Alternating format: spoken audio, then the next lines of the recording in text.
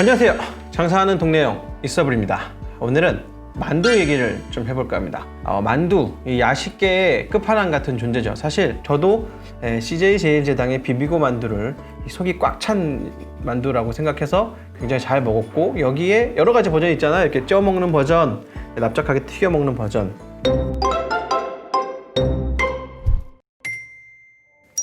이 비비고가 올해 단일 브랜드로 1조 원의 벽을 넘을 것이 이제 확실시 된다고 해요. CJ 제일제당 비비고 만두가 지난 1월부터 8월까지 7,158억의 매출을 기록했다고 합니다. 그러니까 이게 나눈 다음에 8로 나눈 다음에 12로 곱해보면 올해 연말까지는 한 1조 한 700억 정도 팔리겠구나. 우리는 지금 숫자를 보자는 게 아니니까 한 1조 1000억 가까이 팔리겠구나. 이 만두가 이렇게 엄청난 거죠. 특히 또 매출의 67%가 해외에서 팔린다는 거죠.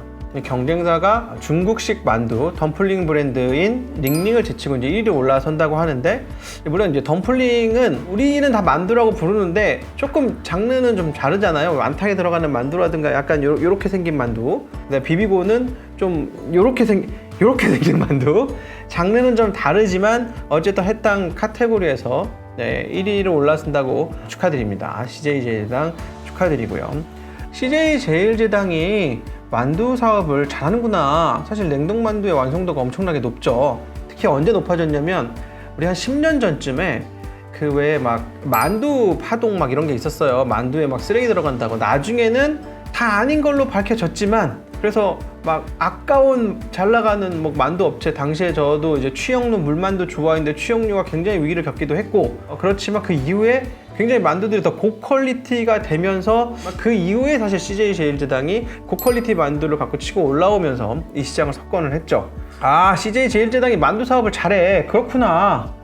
근데 이거를 이서블이 얘기하면 이게 무슨 의미가 있지? 제가 또 장사하는 동네형이라는 타이틀을 가지고 우리 장사하는 얘기를 해야 될 것 같은데, 요즘 주식 얘기도 많이 했지만, 그래서 그럼 CJ 제일제당 주식을 사라는 거냐? 그건 제가 권해드릴 일은 아닌 것 같아요. CJ 제일제당이 뭐 만두 사업만 하는 게 아니잖아요. 이런 대기업은 만두는 엄청 잘 팔릴 수 있는데 다른 게 잘 안 될 수도 있어. 그럼 이게 주가에 꼭 만두가 엄청 잘 팔린다고 주가가 꼭 떡상하냐? 그건 좀 아닌 거라서 종합적 검토는 좀 필요할 것 같아요. 그래서 제가 여기서 만두가 잘 팔리니까 주식을 사자? 이거는 바로 연결된 얘기는 아니에요. 제가 오늘 무슨 얘기를 하려고 하냐면 HMR 얘기를 좀 해보려고 해요.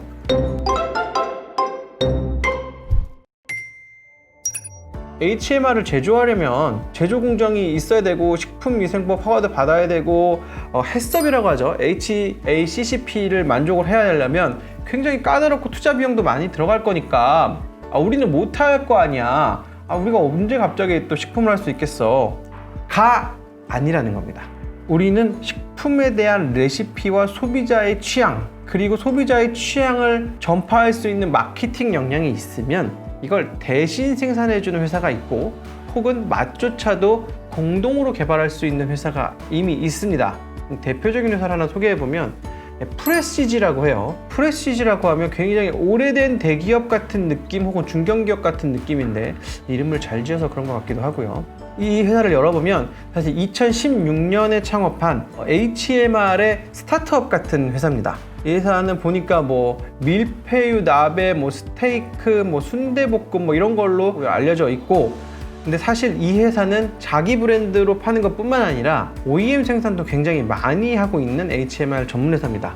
그리고 검색을 하다 보니까 디딤과 최근에 RMR 계약도 맺었어요. 제가 이제 디딤을 한번 다뤄드린 적이 있는데, 디딤 어디라고 말씀드렸냐면 뭐 연안식당, 뭐 마포갈매기, 제가 그냥 한 줄로 말씀드렸잖아요. 백종원의 더본코리아보다 더 영업이익을 많이 내고 있는 알짜 회사다, 그렇게 말씀드렸고, 디딤 주가는 아직 조용한 수준인데, 이 RMR이 뭐냐면, HMR은 홈밀 리플레이스먼트잖아요. RMR은 레스토랑 밀 리플레이스먼트예요. 무슨 얘기냐면, 우리가 집에 HMR 사오면 그냥 물 끓여가지고 이거 넣고 이렇게 조리하면 완성되잖아요. 레스토랑 밀 리플레이스먼트도 똑같다는 거예요. 프랜차이즈가 모든 맛을 균일하게 하기 위해서 냉동이나 냉장 이런 상태로 그냥 배송이 오면 그냥 마지막으로 그냥 볶거나 찌거나 그냥 끓여서 나가면 손님한테 나가는 맛이라는 거죠. 이거를 제일 먼저 규모 있게 한 게 보통 설렁탕 업계 이런 데서 많이 했어요. 설렁탕 업계에 가면 가마솥이 집집마다 없거든요. 그냥 파주나 뭐 이쪽 어디에 있는 데서 커다란 공장 설렁탕을 다 끓여요. 끓여가지고 아침에 쫙 나눠주는 거지. 설렁탕 프랜차이즈들은 거기서 그냥 데워가지고 나가기만 하는 역할. 이런 것들이 이제 프랜차이즈 본사에서 하는 게 아니라 이것만 전문으로 하는 프레시지 같은 회사가 있고 프랜차이즈 회사가 있고 이렇게 아예 일이 분업되기 시작했다라는 겁니다. 그러니까 당신이 혹은 제가 공장을 가지고 있지 않더라도 RMR을 이용해서 프랜차이즈 사업을 할 수도 있고 HMR을 출시해서 소비자에게 팔고 심지어는 HMR을 가지고 해외 수출도 할 수 있는 이런 세상이 됐다라는 거예요. 우리가 할 건 뭐다? 소비자의 니즈를 알고 어떤 맛을 좋아하는지 알고 어떤 맛을 어떻게 구현해야 하는 레시피까지 연구하는 게 다다.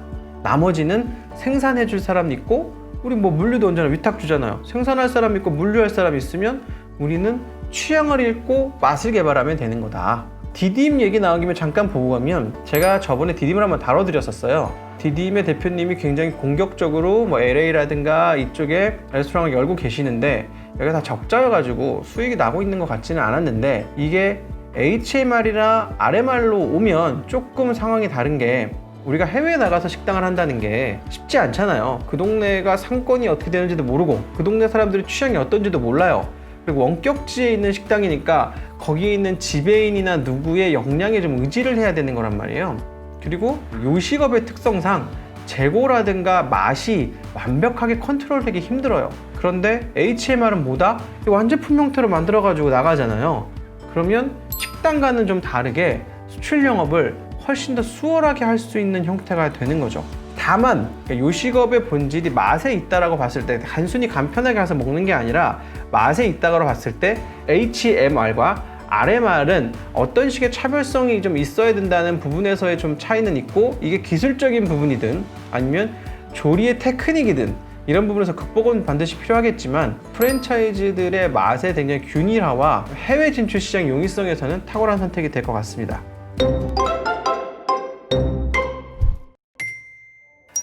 결론을 내드리면 이미 사실 우리는 몰랐지만 많은 식의 특히 이제 떡볶이라든가 뭐 곱창이라든가 우리 막 유통되는 많은 것들을 보면 다 위탁 생산 방식으로 프레시지가 대표적인 업체지만 다른 업체에서 생산이 되고 있어요. 뭐 이런 거 있잖아요. 우리 외할머니의 맛, 우리 엄마의 맛, 우리 집안만의 레시피가 있다면 이미 당신도 식품 사업, HMR 사업에 뛰어들 수 있는 모든 인프라는 갖춰진 상태예요. 곱창 전골도 상당히 수준이 높았고 밀푀유 나베도 꽤 높은 수준이었어요. 사실 밀푀유 나베 집에서 야채 다듬어서 하려면 못할 짓이거든요. 근데 이걸 대량으로 해주니까 되게 쉽게 먹을 수가 있고 심지어 뭐 스테이크 순대볶음 이런 것도 꽤 먹을만 했단 말이에요. 이런 메뉴 외에 다른 메뉴들을 다 도전해 보실 수 있다는 거죠. 원래 옛날에 이랬잖아요. 식당은 대량으로 소비하고 대량으로 운영하고 그 식당 운영하는데 묘가 있지 그 맛이 꼭 중요한 게 아니야. 그래서 네가 이거보다 맛있게 할 수 있다라고 해서 네가 맥도날드보다 햄버거를 맛있게 만들 수 있다라고 해서 햄버거집을 차리면 안 돼! 라는 게 예전의 공식이었다면 당신이 맥도날드보다 햄버거를 HMR 키트로 맛있게 만들 수 있는 아이디어와 레시피만 있다면 바로 도전해 보실 수 있는 세상이 된 거예요. 심지어는 커다란 매장을 여는 것보다는 훨씬 리스크가 작은 상태이고 그리고 이 코로나 시즌이 앞으로도 다음 달에 바로 끝나지 않고 우리의 삶의 형태가 좀 바뀐다고 했다면 새로운 비즈니스를 할 수 있는 데다가 K푸드 바람이 이렇게 불고 있어요. 그러니까 CJ 제일제당이 선봉장으로서 많이 팔리는 건 주로 미국 시장을 얘기하는 거예요. 미국에서 만두를 저렇게 많이 팔고 있대 라는 거에 아이디어를 얻어서 국내와 미국을 공략할 수 있는 HMR 시장에 도전해 보시는 게 좋아 보입니다. 항상 파도가 이렇게 올라갈 땐 내가 2위 주자나 3위 주자여도 혜택은 같이 볼 수 있는 경우가 많거든요. 파도가 올라갔을 때는 올라타는 것을 추천드립니다. 사업하시는데 힌트가 되셨기를 바라면서 추석 연휴 잘 보내시고요. 저는 추석 지나고 찾아뵙겠습니다. 구독, 좋아요 부탁드리겠습니다. 감사합니다.